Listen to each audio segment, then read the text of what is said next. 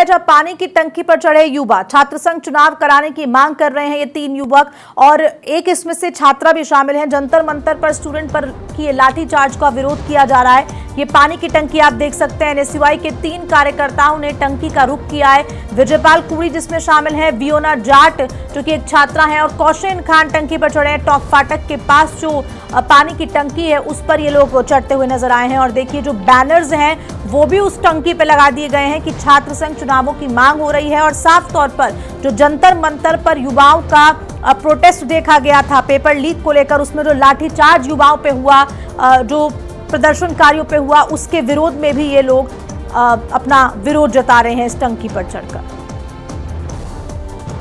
तो एनएसयूआई के 3 कार्यकर्ताओं ने टंकी का रुख किया है, क्योंकि देखिए जब भी मांग करनी होती है तो चाहे युवा हो चाहे तमाम लोग हो, एक ट्रेंड अपनाना शुरू कर दिया है इन लोगों ने कि टंकी पर चढ़ के अपनी मांग करनी है। और ये तस्वीरें आप देख सकते हैं, नारेबाजी लगाते हुए नजर आ रहे हैं। मौके पर पुलिस प्रशासन पहुंच चुका है। समझाइश के प्रयास लगातार जारी हैं।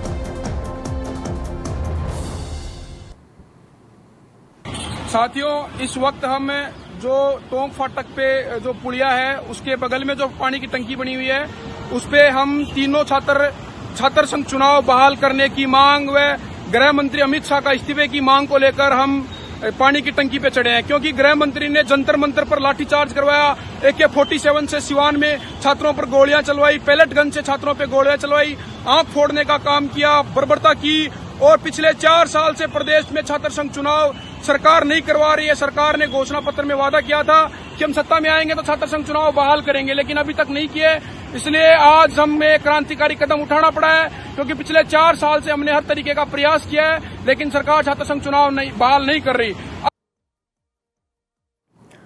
और ज्यादा जानकारी के साथ फोन लाइन पे सहयोगी रामस्वरूप हमारे साथ जुड़ गए। रामस्वरूप, फिलहाल क्या कुछ जानकारी? तीनों जो एनएसयूआई कार्यकर्ता हैं वो चढ़ गए हैं, लेकिन सबसे बड़ी बात, क्या मौके पर समझाइश के प्रयास हो रहे हैं? कौन कौन मौजूद हैं?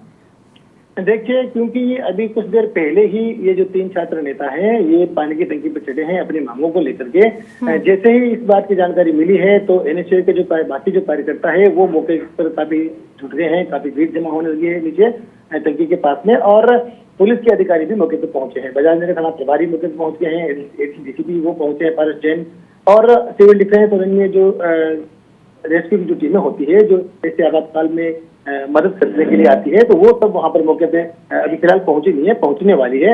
और जो अधिकारी मौके पे पहुंचे हैं वो छात्रों से संवाद करने की कोशिश कर रहे हैं, उनसे बात करने की कोशिश कर रहे हैं कि वे अपनी बात नीचे आकर के करें, ऊपर रहने के बजाय। हालांकि जो छात्र ऊपर चढ़े हुए हैं उनका साफ तौर पर यही कहना है कि उनकी मांग काफी लंबे समय पुरानी है।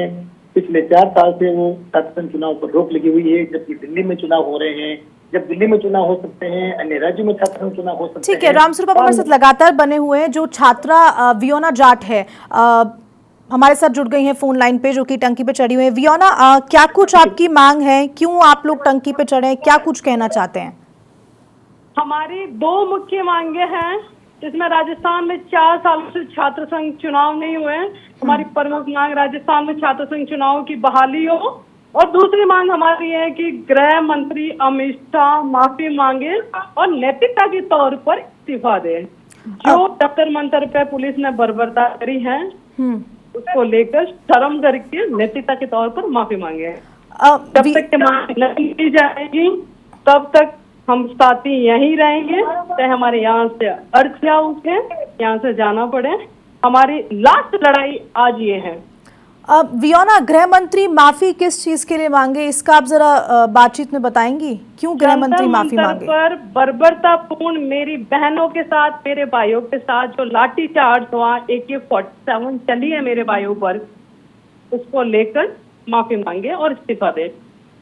गृह मंत्री क्यों माफी मांगे इस चीज को लेके? लगातार जो प्रोटेस्ट हो रहे थे। होम मिनिस्टर की डिपार्टमेंट है मैम, रिस्पॉन्सिबल है वो, तो वो माफी मांगे। और क्या पहले अगर छात्र संघ चुनावों को लेकर अगर मैं बात करूं तो क्या उनको लेकर भी आपने प्रशासन से या फिर सरकार से मांग की है कि छात्र संघ चुनाव कराए जाएं, लेकिन आपको किसी तरह का आश्वासन नहीं मिला, इसलिए आप लोग टंकी पे चढ़ गए? चौथा साल है लड़ाई लड़ रहे छात्र संघ चुनाव बहाली को लेकर। हमारी हर सेमेस्टर में, हमारी हर सेशन में फीस ली जाती है और हमें हमारा अधिकार नहीं मिलते हैं। ना हमें बोलने के अधिकार मिलते हैं, ना हमें चुनाव लड़ने के अधिकार मिलते हैं, ना नेतृत्व करने का अधिकार मिलते हैं। और 4 सालों में ना कोई आश्वासन मिले हैं, मजबूत आश्वासन नहीं मिले हैं। और अब वियोना, आप तीनों का किस तरह का रुख रहेगा और क्या आप तीनों के साथ और भी लोग हैं जो इस प्रयास कर रहे हैं छात्र संघ चुनाव कराने के लगातार, क्योंकि 4 साल बहुत लंबा समय है वियोना? कि प्रत्येक विश्वविद्यालय में हड़तालें चल रही है, भूख हड़तालें चल रही है। मेरे भी साथी है, भी मजबूत साथी है, संघर्षरत है। तमाम राजस्थान के नौजवान इस लड़ाई को लड़ रहे हैं। ठीक है वियोना, बहुत शुक्रिया समाचार प्लस से बातचीत करने के लिए, अपनी बात रखने के लिए। हमारे साथ लगातार फोन लाइन पर रामस्वरूप भी जुड़े। रामस्वरूप, वियोना से बातचीत हुई, आपने भी बातचीत पूरी सुनी। छात्र संघ चुनाव 4 साल से नहीं हुए, आखिर इसके पीछे कारण क्या कुछ है? और कई यूनिवर्सिटीज में, कई विश्वविद्यालयों में जो तमाम NSUI के कार्यकर्ता हैं वो भूख हड़ताल कर रहे हैं, प्रदर्शन कर रहे हैं। और दूसरी ओर वियोना का कहना है प्रोटेस्ट को लेकर जंतर मंतर पे जो हुआ कि गृह मंत्री इस्तीफा दें। देखिए, जहां तक छात्र संघ चुनाव की बात है तो मैं साफ तौर पे बता दूं कि पूर्ववर्ती कांग्रेस सरकार के कार्यकाल के दौरान तत्कालीन मुख्यमंत्री अशोक गहलोत के कार्यकाल के दौरान जो है उन्होंने ही छात्र संघ चुनाव पर रोक लगाई थी। जब रोक लगाई थी तब प्रदेश में कोरोना आया हुआ था। कोरोना के बाद जो है दोबारा चुनाव करवाए जाने थे, तो शुरुआत में कोरोना की परिस्थितियों को लेकर के बताते हवाला देते हुए चुनाव नहीं करवाए गए।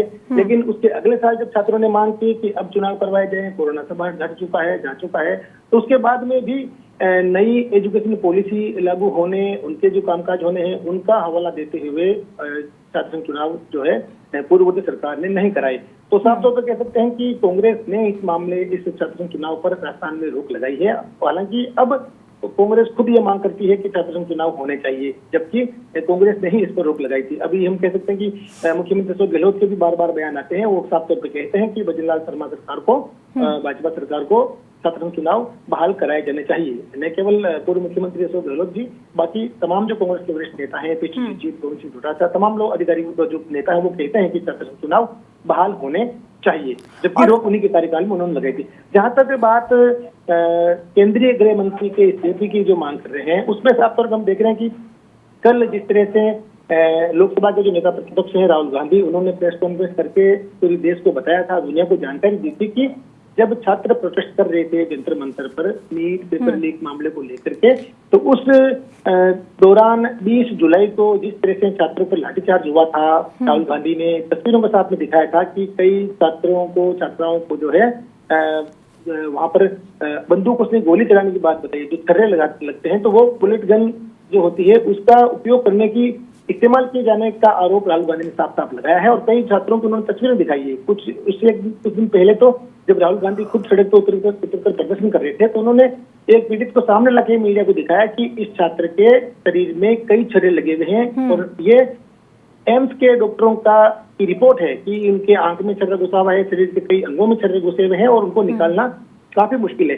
तो इसी बात को लेकर के कल राहुल गांधी ने प्रेस कॉन्फ्रेंस करके केंद्रीय गृह मंत्री के इस्तीफे की मांग की, उनको हटाने की मांग की थी, क्योंकि गृह मंत्रालय के अधीन ही दिल्ली पुलिस आती है इसलिए। और उसी बात को लेकर के आज जो NSUI के जो छात्र प्रतिनिधि हैं, छात्र नेता हैं, छात्रा हैं, वो उनका ये कहना है, उन्हीं को राहुल गांधी की मांग को भी आगे बढ़ाते हुए साफ तौर पर कह रहे हैं कि जिस तरह से छात्र छात्राओं के साथ में 20 जुलाई को दिल्ली में जो क्रूरता हुई थी, जो लाठीचार्ज हुआ था, उसके हिसाब से उसके लिए उनको जिम्मेदार मानते हुए ठीक है, केंद्रीय गृह मंत्री को इस्तीफा देना चाहिए। ठीक है रामस्वरूप, बहुत शुक्रिया जानकारी के लिए।